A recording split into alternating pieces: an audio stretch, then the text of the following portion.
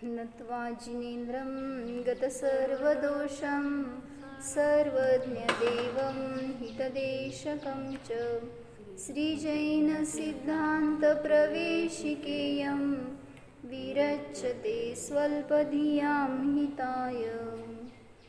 जय बोलो आदिनाथ भगवान की जय। आत्मवैभव सुशीलमती माताजींचं लिहिलेलं पुस्तक, त्याच्यामध्ये पान नंबर 7 आहे. काय सांगायला लागले त्याच्यात? गुण म्हणजे काय हे प्रश्न घेतला ना प्रवेशिकेमध्ये, त्याच्यावर विस्तार करतात. पाहिलं का की गुण म्हणजे काय? म्हणजे काय? गुण म्हणजे द्रव्याच्या सर्व भागात आणि सर्व अवस्थेत व्यापून असतात, त्याला गुण म्हणतात. तर 7 पानावर सांगतात. सुज्ञान, तिघांची गोष्ट चालू आहे. तिचं ज्ञान नाव काय? पोरीचं प्रज्ञा, सुज्ञान आणि तिचे वडील, तिघांचं डिस्कशन चालू आहे. सुज्ञान आहे तो सायंटिस्ट आहे आणि प्रज्ञा आहे ती जैन तत्वज्ञानी आहे. त्यामुळे ती त्याच्या शंकांचं निरसन करते.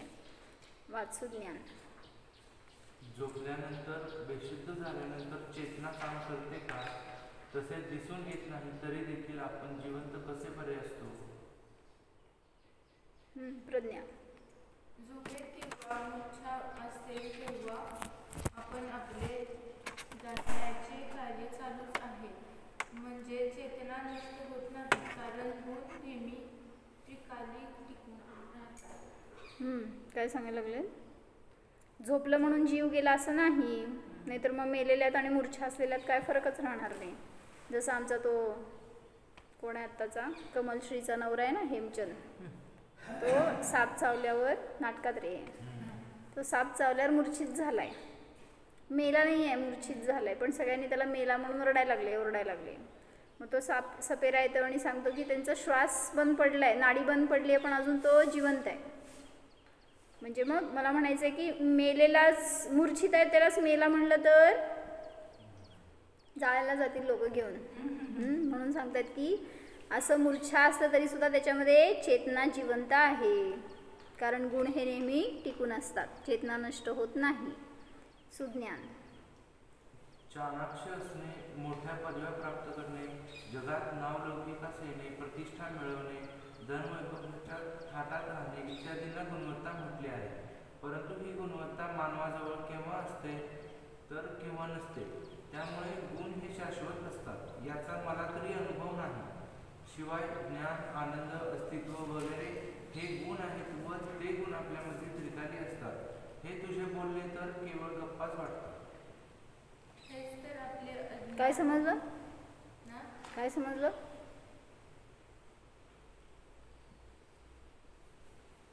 म्हणजे गुण शाश्वत असतात म्हणताना तुम्ही, मग त्याला म्हणायचं आहे की कोणीतरी हुशार आहे, कोणी कधी हुशार असतो कधी नसतो. लहानपणी ढ होता, आता मोठा झाला हुशार झाला, असं होतंय. कोणाच्यात एखादी कला काहीच नव्हती, आता तो कलाकार झाला असं दिसतंय. मग गुण बदलले ना त्यातले, असं त्याला म्हणायचं आहे. म्हणजे गुण शाश्वत नसतात. कधी कोणाचं ज्ञान नष्ट होतंय, कोणी एकदम हुशार होतंय, असं दिसून येतंय. म्हणून ज्ञान, आनंद वगैरे गुण आहेत आणि ते त्रिकाली असतात, असं तुझं बोलणं केवळ गप्पा आहेत असं वाटतं त्याला. प्रज्ञा. हेच तर आपले अज्ञान म्हणते भैया. जोरात. तूच काय, पण आपण सर्वजणच अनादी काळापासून मिथ्या खोट्या कल्पनेने वस्तूचे स्वरूप यथार्थ विपरीत समजलो आणि चतुर्गती भ्रमाचे दुःख भोगत राहिलो. परंतु आता तरी नीट समजून घे, प्रतिष्ठा, धन, वैभवाला आपले शाश्वत जीवन समजलो, तेच आपले प्राण, तीच आपली गुणवत्ता, मालमत्ता असे समजले म्हणजे परद्रव्याची सत्ता हडप करणे होय. कारण ती सर्व कुतूहल द्रव्याची विभाव अवस्था होय. अवस्था समयवर्तीच आहे.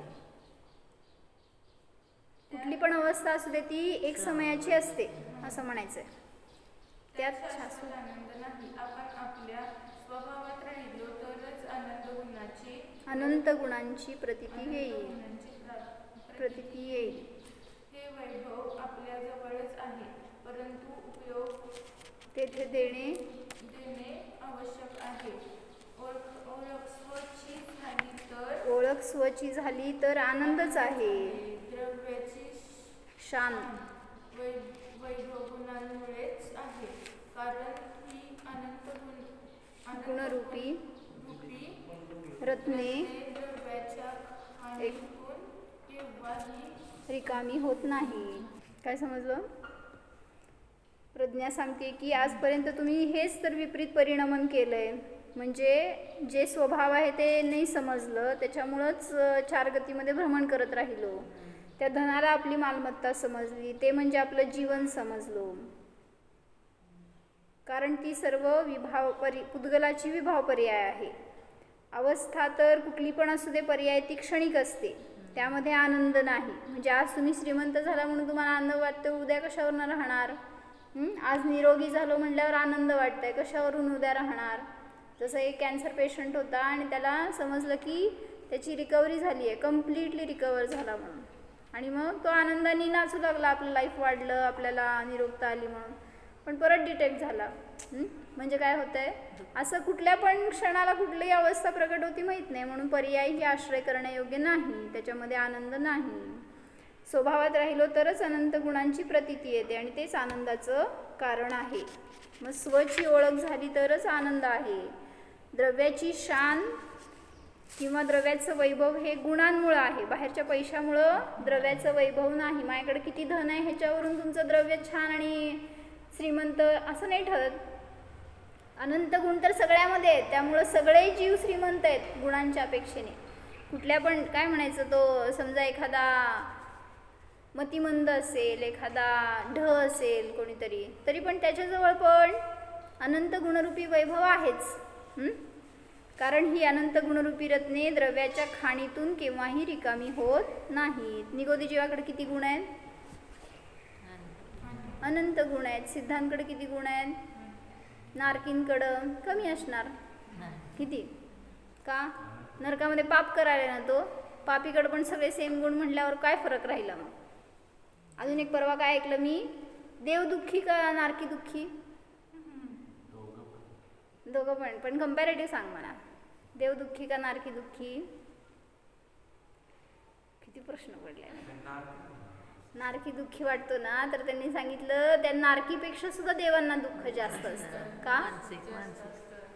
हां, जेवढं वैभव जास्त असतं ना तेवढं जास्त आकुलता आहे, आणि त्या वैभवाचा वियोग झाला किंवा भोगायला कमी पडलं, मरण जवळ आलं वगैरे, तर हे समजलं सगळं वैभव सुटणार. त्या भोगाच्या निमित्तातच इतका दुःखी आहे तो देव. त्या नारकीला दुःख कमी म्हणले, पण त्या देवांचं दुःख जास्त असतं. तुम्ही दुःखी आहे का सुखी आहे? काय प्रश्न पडला का काय? दुःखी आहे का सुखी आहे भैया? अदिती, भविष्यकाळ नाही वर्तमान काळ सांग. भविष्यकाळ दुःखी आहे मला माहित आहे, वर्तमान काळ काय होतं का की सुखी आहे का दुःखी आहे? काय बी सांगणार नाही. सांगा, पुढच्याला ठेच मागचा शाणा होत असतो. लग्न केलं तर दुःखच आहे, सांगा दोघांना. संसारात दुःख आहे तर काय शरीर. म्हणून सांगितलं की दुःख हे पर्यायात आहे, पण गुण तर स्वभावामध्ये शाश्वत आहेत, आणि ते गुणांचा आधार जो घेणार तो नियमाने सुखी होणार. वाच सुज्ञा. ताई, तू केवळ घर बसल्या बाष्कळ गप्पा मारतेस. जिथे शाळेत सुद्धा शिक्षकासमोर बोबडी वळते, तर समाजात काय तू तुझी तत्वज्ञान सांगू शकणार आहेस? प्रत्येक द्रव्यात अनंत गुण असतात असे बोलणे म्हणजे वेडगळपणाचेच वाटते. असं रागाला यायला पाहिजे आदिती. चल बोल बघू, त्याला उत्तर दे. प्रज्ञा. भैया पहा तर खरे 8 नंबर पान. भैया पहा तर खरे, आता अनुभवात असलेल्या आंब्याचे उदाहरण घेऊ, म्हणजे तुला समजण्यास सोपे जाईल. आंब्यामध्ये स्पर्श गुण आहे, म्हणूनच अवस्थेमध्ये कठीण, मऊ किंवा बिलबिलीत स्पर्श दिसतो. आंब्यामध्ये रसगुण आंबट गोड चव दिसून येते. त्या गुणाची ती पर्याय आहे बरं का, हे समजून घ्या. म्हणजे स्पर्श गुण सांगितलं तर कधी आंबा कठीण आहे तर हिरवा आहे समजून घ्यायचं, कधी मऊ झाला बिलबिलीत झाला. रसगुणामध्ये कधी आंबट आहे कधी गोड आहे. आंब्यामध्ये गंध गुण आहे. म्हणूनच दुर्गंध सुगंध अवस्था दिसून येतात. आंब्यामध्ये वर्णगुण आहे म्हणूनच हिरवा पिवळा अवस्था दिसून येते, अवस्था दिसते. आंब्यामध्ये अस्तित्व गुण आहे म्हणूनच आंबा आहे रूपाने राहतो. अशा प्रकारे वस्तुत्व द्रव्यत्व प्रमेयत्व लघुत्व प्रदेशत्व वगैरे अनंत गुण एकाच आंब्यामध्ये आहे. म्हणजे सगळे गुण त्या आंब्यामध्ये आहेत, भलेही तो आंबा हिरवा असू दे, पिकलेला असू दे, आंबट असू दे, कडू असू दे, कसला पण असू दे. आंबा आधी कधी कधी चिंच होत नाही. हे अगुरु लघुत्व गुणाचेच कार्य आहे. का बरं आंबा चिंच का होत नाही? आंबा आंबा असते, चिंच चिंच असते, आंबा चिंच का होत नाही? प्रत्येक सोडत नाही ना आपल्या. नाही रे भैया, अगुर लघु गुण घेतलं ना आपण, त्याचं कार्य काय आहे ते आपल्या बाउंड्रीमध्ये ठेवते. सगळे द्रव्य गुण पर्याय त्याच्या द्रव्याचे ते गुण आहेत ते त्याच्यामध्ये सुरक्षित राहतात, ते बाहेर जात नाहीत. जसं ज्ञान आहे ते जीवाचं बाहेर का जात नाही? मी तुम्हाला ज्ञान द्यायला माझं ज्ञान कमी होतंय का नाही? का तुम्ही घ्यायला लागला तुमचं वाढतंय का नाही? वजन व्हायला पाहिजे तुम्हाला, होतंय का नाही? का तर माझं ज्ञान गुण आहे ते माझ्यामध्ये राहतं आणि तुमचं ज्ञान गुण आहे ते तुमच्यामध्येच आहे. असं कुठलं कोणाचं गुण दुसऱ्यामध्ये ट्रान्सफर होत नसतं. नाही तर मग शाळेत शिकवणारा टीचर 1 वर्षानंतर रिकामा झाला असता, नाहीतर 1 दिवसानंतर सगळ्यांना सुद्धा ज्ञान देऊन. त्यामुळं असं कुठले गुण कोणामध्ये ट्रान्सफर होत नाहीत, कारण तिथं अगुरु लघु गुण कार्य करतं. म्हणून आंबा चिंच होत नाही, गुरु शिष्य होत नाही. म्हणून टीचर्स डे कसं करायचं होतं की शिष्य गुरु होत आहे. गुरु शिष्य होत नाही पण शिष्य गुरु होत आहे का नाही आजच्या दिवशी? म्हणजे पर्याय दिसलं तर दिसेल पण गुण तर कधीही बदलत नाहीत. अशा रीतीने अनंत गुणाचे भांडार म्हणजेच द्रव्य होय. जरी गुण दिसत नाही, गुण शक्तिरूप अव्यक्त आहेत, परंतु व्यक्त पर्यायावरून कार्यावरून कारणरूप गुणांना जाणू शकतो. म्हणजे तुमच्यामध्ये ज्ञान आहे कशावरून समजणार मला? ते ज्ञान तर दिसत नाही, मग कसं समजणार तुमच्यामध्ये ज्ञान आहे? कशावरून तुमच्यामध्ये आनंद आहे? त्याचा पर्याय दिसती ना अभिव्यक्ती. हे सांगितलेलं मला समजतंय, मला काहीतरी अनुभव होतोय म्हणजे माझ्यामध्ये ज्ञान आहे. मला दुःख दिसून येतंय, सुख दिसून येतंय म्हणजे माझ्यात आनंद गुण आहे. मग त्याचं परिणमन दिसतंय म्हणजे जरी अव्यक्त आहे तरी सुद्धा गुण तिथं आहेत. आंब्याचे उदाहरण पटकन लक्षात येईल. कोण आहे?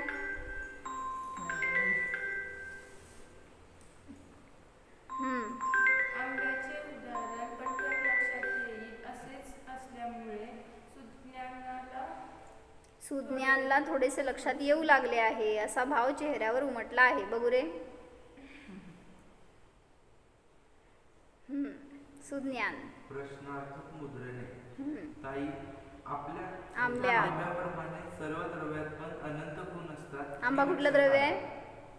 आंबा कुठलं द्रव्य आहे? जीव द्रव्य उद्गार आहे ना. तर जसं आंब्यामध्ये सगळे गुण आहेत तसं सर्व द्रव्यांमध्ये गुण आहेत. परंतु त्या वस्तूंमध्ये निसर्गामध्ये रंगरूप गंध स्पर्श रस भरणारा कोणीतरी असला पाहिजे. अग्नीमध्ये दाहकत्व पाचकत्व प्रकाशकत्व उष्णता इत्यादी अनेक गुण पण मानवासाठी ईश्वराने निर्माण केलेले आहेत ना. किंवा सोन्यामध्ये पिवळेपणा जडपणा चकाकीपणा इत्यादी अनेक गुण सुवर्ण पाषाणाला ताव दिल्यावर येतात ना. काय कळलं? त्याला म्हणायचंय की गुण तू म्हणतीये अनादी अनंत आहेत पण अनेक द्रव्यांमध्ये असे गुण उत्पन्न झालेले दिसतात.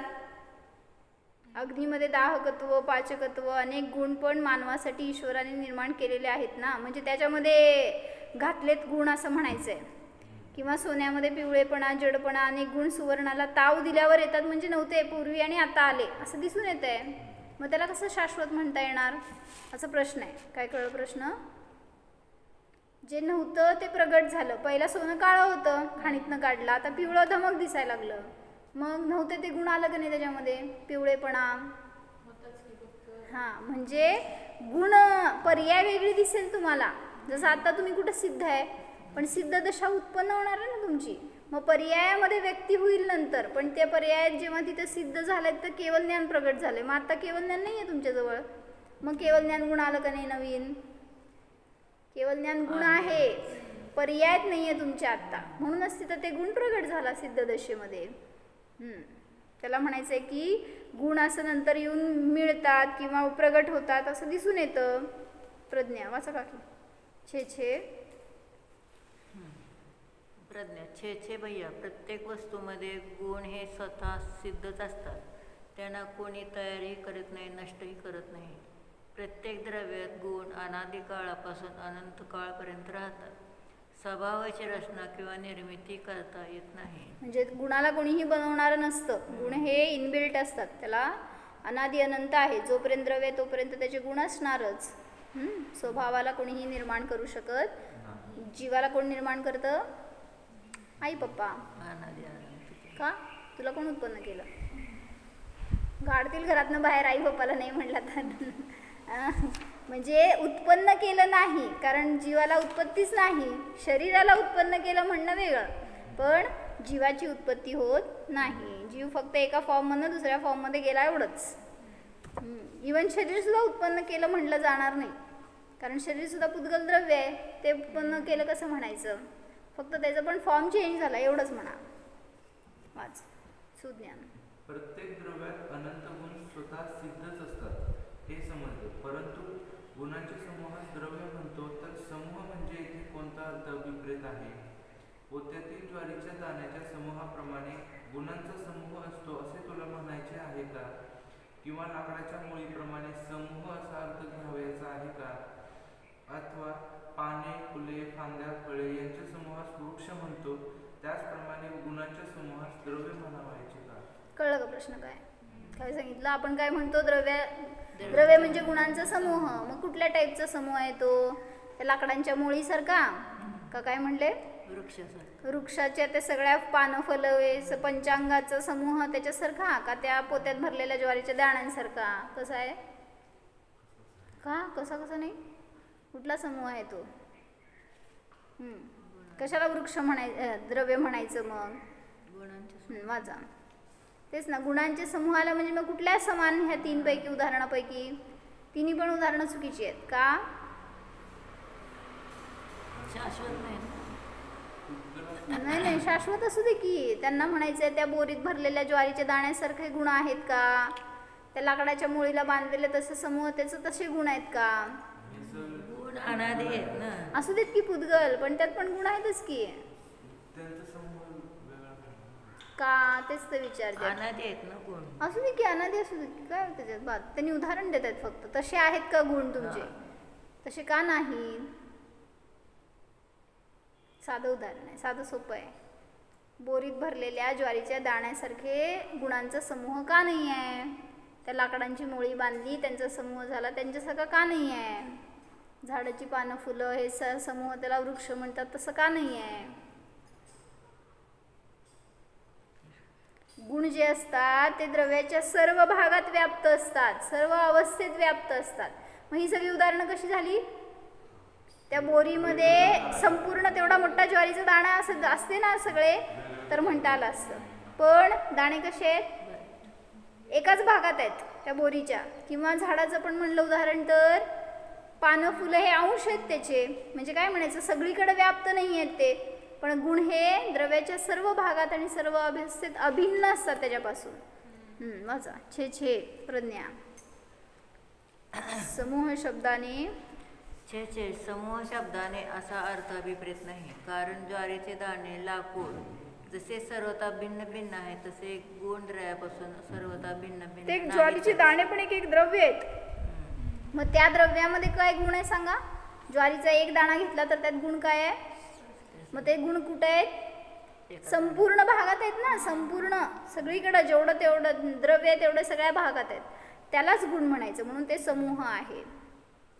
भिन्न भिन्न नाहीच. किंवा वृक्षाचे उदाहरण देखील चुकीचे आहे, कारण वृक्ष जरी पाने, फुले, फळे, फांद्या यांनी जोडून तयार केला नाही तरी ते तोडून भिन्न भिन्न करू शकतो. तसे गुण द्रव्यापासून भिन्न भिन्न करता येत नाही. छान. काय समजलं? गुण हे तोडून वेगळं वेगळं करू शकत नाही. जसं त्या ज्वारीच्या पोत्यातले दाणे चार काढून वेगळे ठेवू शकता तुम्ही, किंवा त्या लाकडाची मोळी तोडून वेगळी करू शकता. तसं द्रव्य वेगळं वेगळं होत नाही. द्रव्याचे गुण हे नियमाने त्याच्याशी अभिन्नच असतात. जर गुण वेगळं काढायला गेला तर द्रव्याचाच नाश होईल. तेव्हा गुण हे द्रव्याशी तादात्म्य रूप म्हणजे एकमेक रूप असतात. केवळ समजावण्यासाठी बुद्धीने भिन्नतेचे विश्लेषण केले जाते. म्हणजे काय म्हणायचंय? जीवामध्ये ज्ञान आहे, आनंद आहे, हे सगळं विश्लेषण करण्यासाठी सांगितलं जातं. काय म्हणले नमकार? नाही ना. म्हणजे वेगळे वेगळे नाही आहेत. जसं उदाहरण काय घेतलं होतं आपण? सरबत केलं. सरबत मध्ये काय काय आहे? लोण, साखर, काय काय घालतात ना? काय काढून दाखवा बघू लिंबू त्यातनं बाहेर. साखर काढून दाखवा. का? आता अभिन्न झालंय ते त्याच्याशी. तसं जर वेगळं काढायला गेला तर ते सरबतच राहणार नाही. तसं म्हणलं इथं जीव सुद्धा सगळ्या गुणांचा पिंड अभिन्न आहे. मग ते गुण त्यातनं वेगळं काढता येत नाहीत. परंतु गुणांचा समूह म्हणजे द्रव्य असे आगमामध्ये सांगितले आहे. जसे आंब्याची गोडी वगैरे गुण आंब्यामध्ये वरून घालता येत नाही किंवा काढता येत नाही. द्रव्यापासून पृथक भिन्न अशी एक गुण नावाची स्वतंत्र वस्तू नाही. द्रव्य गुणापासून पृथक भिन्न अशी वस्तू म्हणजे काय म्हणायचंय? वरून घातलं नाही किंवा वेगळं काढता येत नाही. जसं त्या बोरीमध्ये ते ज्वारीचे दाणे भरलेत, वरून घातलेत ना, म्हणून ते त्याचं गुण नाही आहे. जे लाकडाची मोळी आहे ती बांधली आहे वरून एकत्र घेऊन, पण तसंच द्रव्याचे गुण घेऊन बांधलेले नाही आहेत कोणी, किंवा वेगळं वेगळं काढून ते भिन्न भिन्न ठेवता येत नाहीत. ते तर द्रव्याशी अभिन्न असतात. जर आंब्यातून पिवळेपणा, गोडपणा, नरमपणा, सुगंधपणा वेगळा केला तर आंबा नावाची स्वतंत्र वस्तू शिल्लकच राहणार नाही. किंवा दाहकत्व, उष्णता इत्यादी गुण अग्नीपासून वेगळे केले तर अग्नी नावाची वस्तू शिल्लक राहणार नाही. अग्नी थंड असते का उष्ण असते? आमच्याकडे तर उष्ण असते. तुमच्याकडे कशी असते? मग त्याची ती उष्णता वेगळी काढून ठेवू शकतोय का आपण? म्हणून सांगतायत की त्याचे गुण बाहेरून येत नाहीत किंवा बाहेर जात नाहीत. मग अशा त्या गुणांच्या समूहाला द्रव्य म्हणतात. म्हणून ते गुण त्या द्रव्याशी अभिन्नच असतात.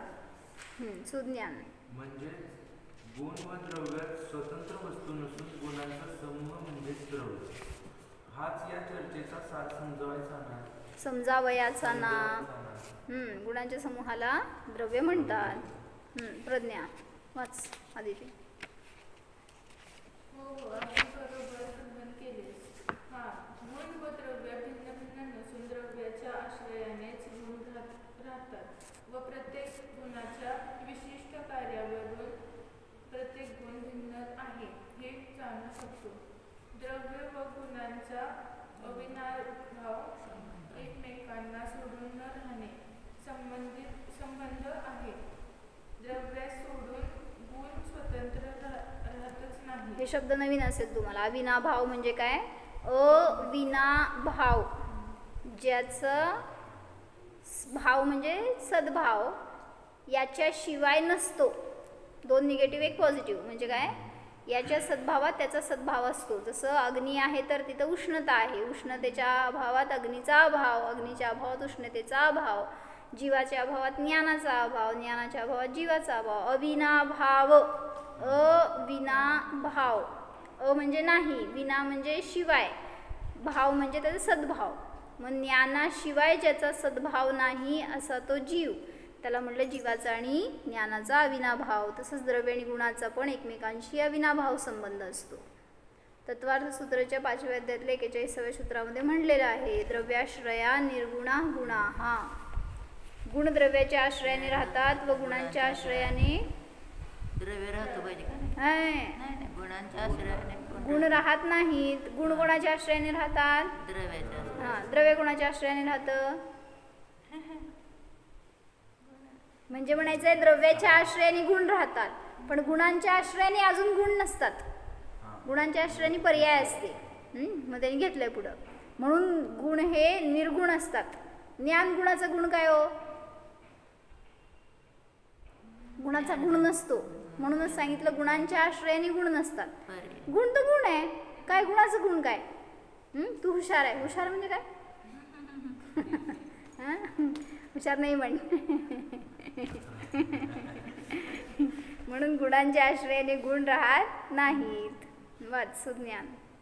अगताई, एकदा म्हणतेस गुणांच्या समूहास द्रव्य म्हणतात व परत द्रव्याच्या आश्रयाने गुण राहतात असे म्हणतेस. हे ऐकून मी गोंधळात पडतो. नीट सांग. नीट सांग ना. काय सांगतेस? असं म्हण. अरे बाबा, पहिली व्याख्या अभेद दृष्टीने केली आहे व द्रव्याच्या आश्रयाने गुण राहतात. ही व्याख्या भेद दृष्टीने आहे. म्हणजे काय म्हणायचंय? गुणांचा समूह असं म्हणत असताना तुमची दृष्टी कुठे गेली? आणि द्रव्यामध्ये गुण असतात असं म्हणताना दृष्टी कुठे गेली?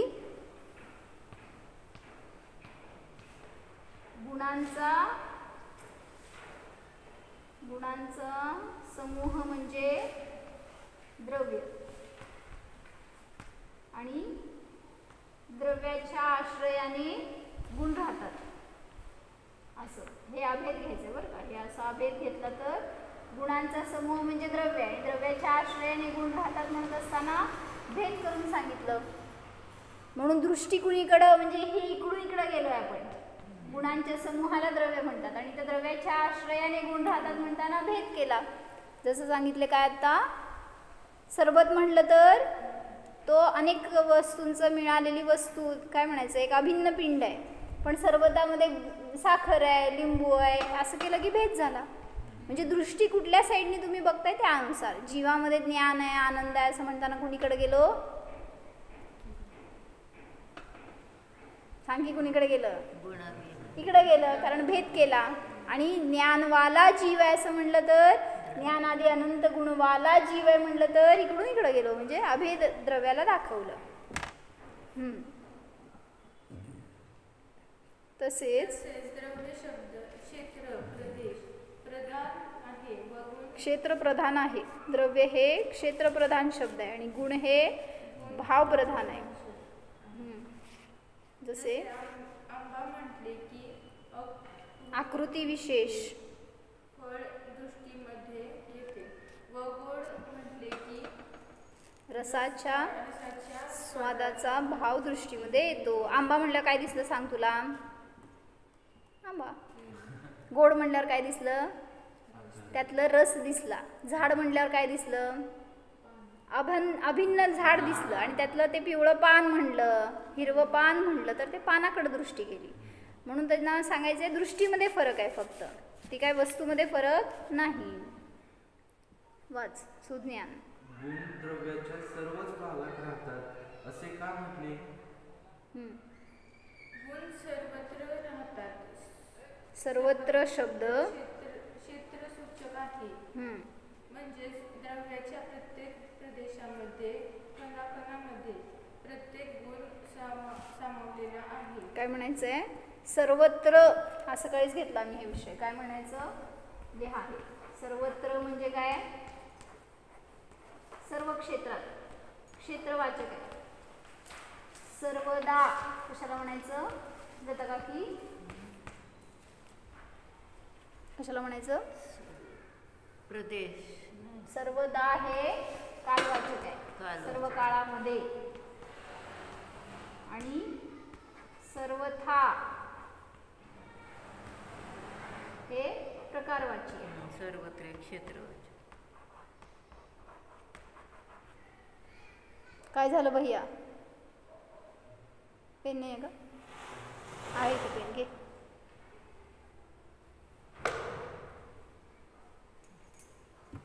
इथं आहे की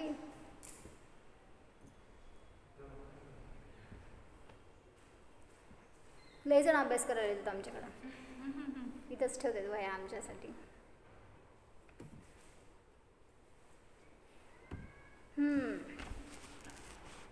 तर म्हणून काय म्हटलं की गुण हे सर्वत्र राहतात म्हणजे काय? त्या द्रव्याच्या सर्व भागामध्ये गुण राहतात. जसं काय म्हणलं? हा जर जीव आहे तर या जीवाच्या कुठल्या भागामध्ये ज्ञान आहे? सर्वत्र. म्हणजे सर्व भागामध्ये आहे. कुठल्या काळामध्ये ज्ञान आहे?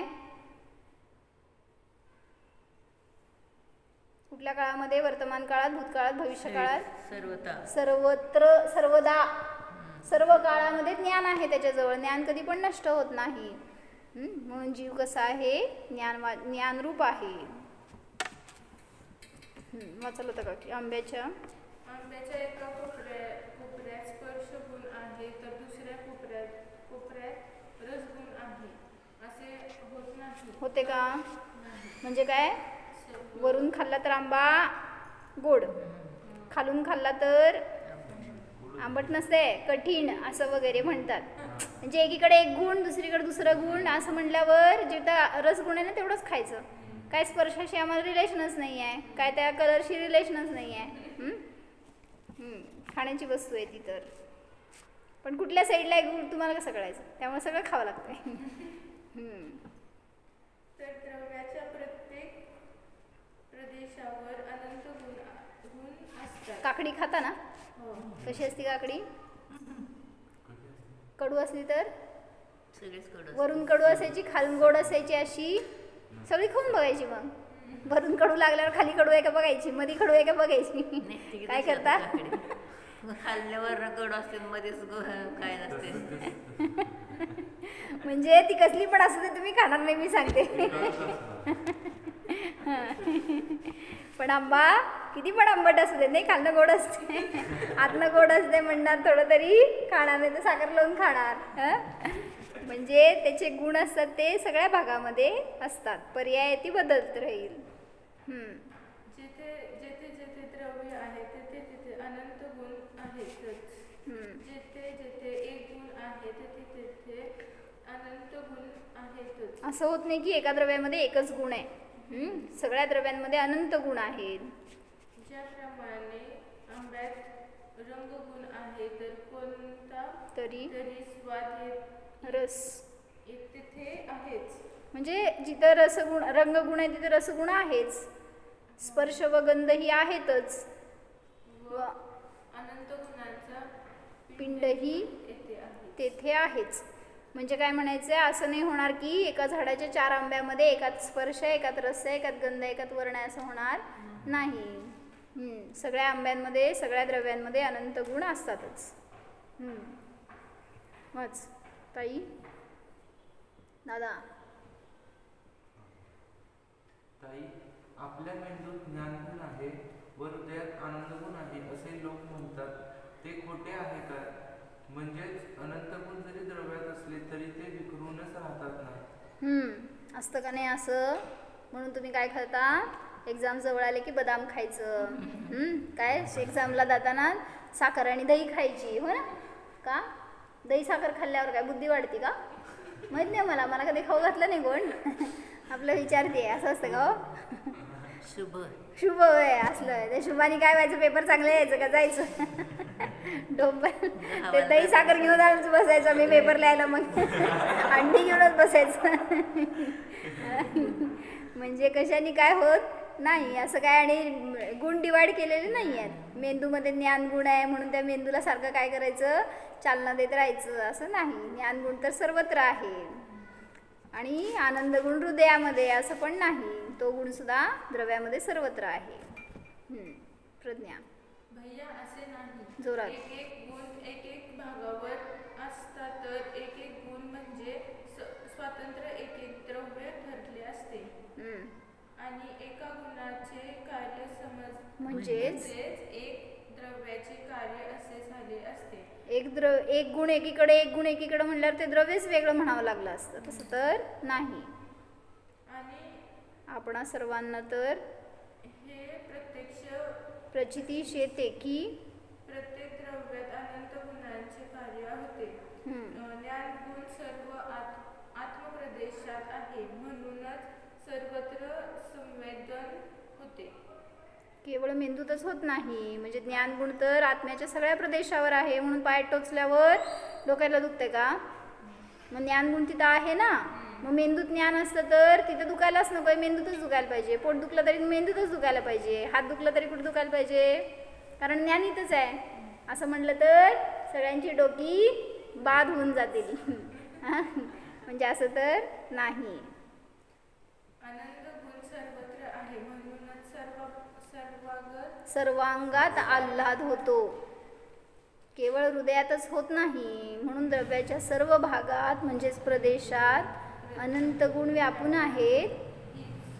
हीच खरी वस्तुव्यवस्था होय. म्हणजे सगळे द्रव्य अनंत गुणांचा पिंड रूप आहेत. म्हणून तिथं असं काय बाहेर गुण आहेत आणि बाहेरून येतात असं नाही. ओ जिनवाणीवर ठेवा.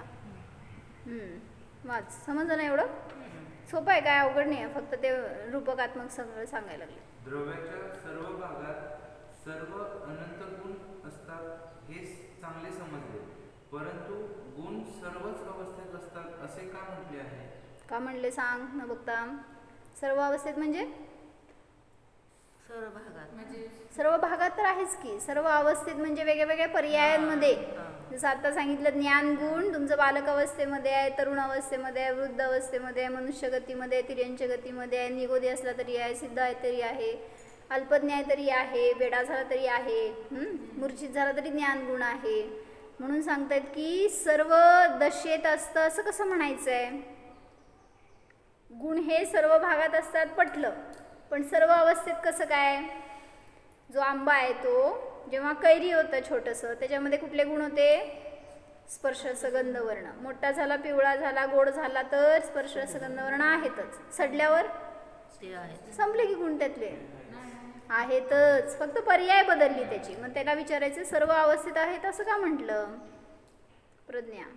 सर्वच अवस्थेत हा शब्द कालसूचक आहे. गुण द्रव्यापासून कधीही कोणत्याही अवस्थेत वेगळे करता येत नाही. आज 3 गुण आहेत तर व उद्या 4 गुण आहेत होतील, नंतर 2च गुण राहतील असे घडत नाही. गुण सदैवच राहतात, त्याच्या संख्येमध्ये आणि वृद्धी होतच नाही. काय कळलं? लग्न व्हायच्या आधी जास्त गुण असतात, लग्न झाल्यावर कमी गुण होतात. कसं हो? काय काकी? किती? नाहीतर पूजा केल्यावर गुण वाढतात. नाहीतर बाहेर गेल्यावर तिथं काहीतरी भोगामध्ये गेलो, काहीतरी खरेदी केली आणि भोगलो, फिरलो, इकडं तिकडं गेलो, गुण काय झाले हो? आनंद वाढतो का नाही तुमच्यामध्ये? आनंद येतो म्हणता की तुम्ही. मग बरोबर आहे का चुकीचं आहे? आनंद तर तुमच्यामध्ये गुण आहे म्हणता तुम्ही. मग बाहेरून आंबा खाल्ल्यावर आनंद येतो का नाही? आंबा आवडतो का नाही? हो ना? मग आंबा खाल्ल्यावर आनंद येतो का नाही? हो म्हणतात.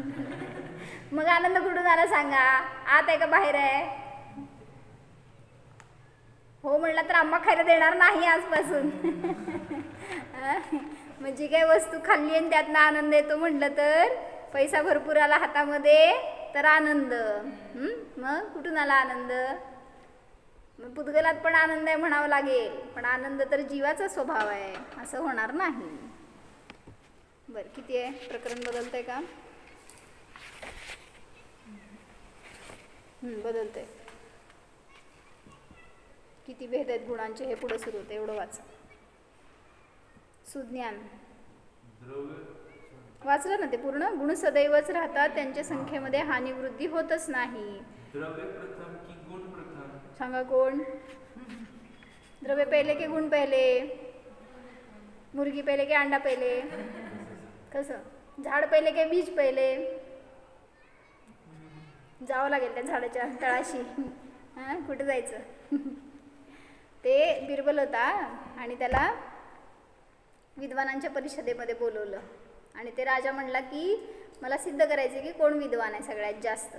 मग तिथे एक बाहेरचा विद्वान आला आणि तो म्हणला मीच श्रेष्ठ विद्वान आहे, तुमच्यातलं कोण विद्वान नाहीच आहे, तुम्हाला स्वीकारावंच लागेल एवढं मी श्रेष्ठ आहे. मग तो म्हणला सिद्ध करून दाखवा. मग तो म्हणला तुमच्यातलं कोण आहे त्यांनी चॅलेंज देऊ दे मला, एक जण ज्याला तुम्ही विद्वान म्हणता ते माझ्यासमोर येऊ दे, त्याला मी प्रश्न विचारतो, त्यांनी जर माझ्या प्रश्नांची बरोबर उत्तरं दिली तर मी माझी सगळी विद्वत्ता त्याला देऊन टाकणार, मी कधीच स्वतःला विद्वान म्हणणार नाही. काय लता काकी विद्वान आहेत ना? तो विद्वान होता हो. तर तो बिरबल समोर आला आणि मग म्हणजे राजानेच केलं समोर, बिरबल नाही तेनालीरामन होता. आणि तो समोर त्याला म्हणलं की आमच्यातला हा विद्वान आहे, मग ते आपलं मागं सरकत होता, त्यालाच पुढे यावं लागलं आणि म्हणला तुमचं जर हा विद्वान आहे तर माझ्या प्रश्नांची उत्तरं देऊ देत. मी त्याला 100 प्रश्न विचारणार, 100 प्रश्न एकापेक्षा एक चढ असणार, पहिल्यापेक्षा दुसरा प्रश्न, दुसऱ्यापेक्षा तिसरा, काय म्हणते त्याला डी टाईपचे प्रश्न, आणि तसे 100वा प्रश्न सगळ्यात टफ असणार. मग ते पहिला घाबरला तेनालीरामन, म्हणला आता काय ह्यानी प्रश्न बाउन्स टाकते कोणाला माहिती. आणि मग ठरला दिवस डिबेटचा, दुसऱ्या दिवशी येणार होते सगळे आणि सगळे येऊन बसले. पण आता प्रिपेअर्ड होता ना तेनालीरामन, आणि समोर जाऊन बसला आणि मग तो आलेला विद्वान म्हणाला की मी विचारतो प्रश्न, मी विचारतो त्याला प्रत्येकाची उत्तरं द्यावी लागतील. जर तू 100च्या 100 प्रश्नांची उत्तरं दिलास तर मी तुझा गुलाम, आणि जर तू चुकलास, नाही दिलास उत्तरं, तर तुला तुझी सगळी संपत्ती मला द्यावी लागेल आणि तू माझा चेला. बरं म्हणतो तो. आणि मग आता राजाच्या समोर येऊन दोघं बसले, डिबेटची वेळ सुरू झाली. आणि मग तेनालीरामन म्हटला माझं एक अट आहे, आणि सुरू झाली डिबेट. मग त्यावेळेस तो म्हणाला की मला फक्त 100वा प्रश्न विचारायचा. का सगळ्यात अवघड आहे, म्हणजे त्याच्यावरूनच निर्णय होणार आहे ना, कशाला मी 100ची उत्तरं देत बसू. म्हटलं 100वा एकच प्रश्न विचार, जर तो मी नाही देऊ शकलो उत्तर तर तू काय म्हणशील ते. मग आता काय म्हणायचं, एक इमोशनली डिस्टर्ब झाला समोरचा पहिलाच. म्हटला हे इतकं डेरिंगबाज म्हणल्यावर नक्कीच विद्वान असणार, पण तरीसुद्धा म्हटला की ठीक आहे. नीट ऐकला काय म्हटला तेनालीरामन, 100वा एकच प्रश्न असा विचार की ज्याचं मी उत्तर नाही दिलं तर तुझे म्हणशील ते मान्य. आणि त्या विद्वानाने आलेल्या प्रश्न विचारला. त्याला इतका आनंद झाला आत्ताच जिंकल्यासारखा, कारण त्याचा प्रश्नच तसा होता. म्हणला सांग, पहिले मुर्गी के पहिले अंडा, पहिले बीज के पहिले वृक्ष. आता काय होतं माहिती का, चान्स तो जे पण उत्तर दिल ना, तो ह्यानी त्याला उत्तर चुकीचं म्हणला असता. काय प्रश्न होता, तो म्हणला असता मुर्गी, तर मुर्गी कुठून आली, अंड्यातून, त्यामुळं अंडा पहिला. म्हणजे तू जे पण म्हणशील ना तुला हरवणारच मी, असं म्हणून त्या विद्वानाला आलेल्याला फार आनंद झाला की बस माझा चेला झालाच हा आता. पण तेनालीरामन पण तेवढाच हुशार. तो काय म्हणाला, काय पहिला सांगा, बीज पहिले की वृक्ष पहिले. त्यांनी सांगितलं बीज. आता हा नाचायलाच लागला विद्वान. म्हटला तू हरलाच, कशावरून असं म्हटल्यावर तेनालीरामन काय म्हणला सांग. म्हटला तुला 100वा एकच प्रश्न विचारायची परमिशन होती, पुढचा प्रश्न विचारायचा नाही, बस मी विद्वान. म्हणजे प्रेझन्स ऑफ माइंड म्हणतात ना त्याला, असं झालं ते. मग ते पहिलं काय आहे ते आजपर्यंत कळलं नाही कोणाला. पण विद्वत्ता दाखवायची होती त्यांना. कशावरून, द्रव्य पहिले के गुण पहिले, ह्याच्यावरून. प्रज्ञा. अरे वेड्या, द्रव्य व गुण अनादि अनंत आहे, प्रथम की नंतर हा प्रश्न चुकीचा आहे. जसे खात्री साखरेत गोडी, अग्नीमध्ये उष्णता, पाण्यात थंडपणा, सोन्यात पिवळेपणा आहे, तसे द्रव्यामध्ये गुण आहेत. काय सांगितलं,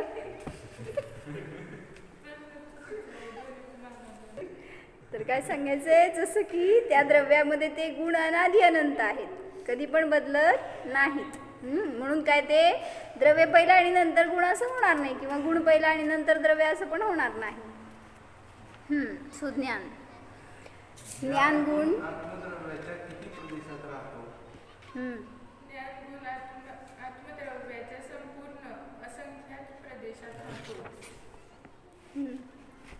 असंख्यात प्रदेशी आत्मद्रव्याच्या एका प्रदेशावर किती गुण आहेत. अनंत गुण आहे. म्हणजे जेवढं काय आत्म्याचे प्रदेश आहे त्या प्रत्येक प्रदेशावर अनंत गुण आहेत. असं नाही की ज्ञानगुण कुठंतरी आहे, आनंद गुण कुठंतरी आहे, असं नाही. प्रत्येक प्रदेशावर अनंत गुण आहेत, कारण त्या अनंत गुणांचा पिंड म्हणजे द्रव्य आहे. सुज्ञान. अनंत गुण एकत्र राहतात तेव्हा ते कधीतरी एकरूप होतील ना. ज्ञानगुण आनंदरूप होईल, श्रद्धागुण चारित्र्यगुणरूप होईल.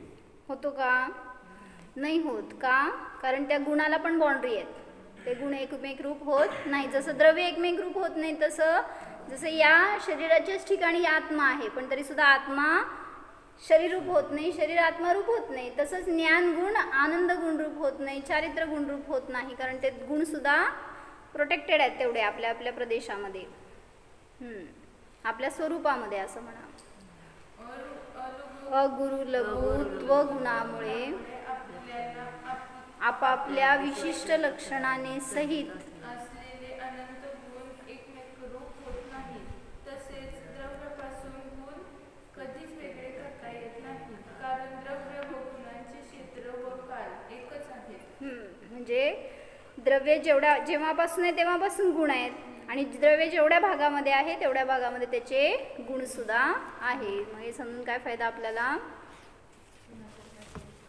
मी सुद्धा अनंत गुणांचा पिंड आहे, माझे गुण माझ्यामध्ये अनादिपासून आहे, ते कधीही मायापासून वेगळे होणार नाहीत. म्हणून हा विश्वास आणायचा की मी सुद्धा सिद्ध समान आहे. जसे गुण सिद्धांमध्ये आहेत ना, कारण खालूनच ते आपल्यामधूनच वर गेलेले आहेत संसारी दशेमधून, त्यामुळं जे गुण आत्ता त्यांच्यामध्ये आहेत ते माझ्यामध्ये पण आहेत, फक्त पर्याय वेगळे आहेत. म्हणून त्या गुणांचा आपण आत्ता अनुभव केला तर आपल्याला सुद्धा सिद्ध दशा सहज प्रगट होते. हो, जाणार अनंत गुणस्वरूप स्वतःच्या जीवद्रव्याला जाणार. हा मी आत्मा ज्ञानवान आहे, आनंदमय आहे, स्वयंसिद्ध स्वरूप आहे.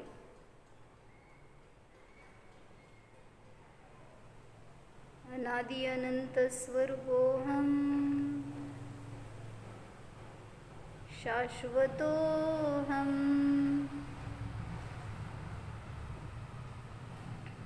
ओम विसर्जन. नमो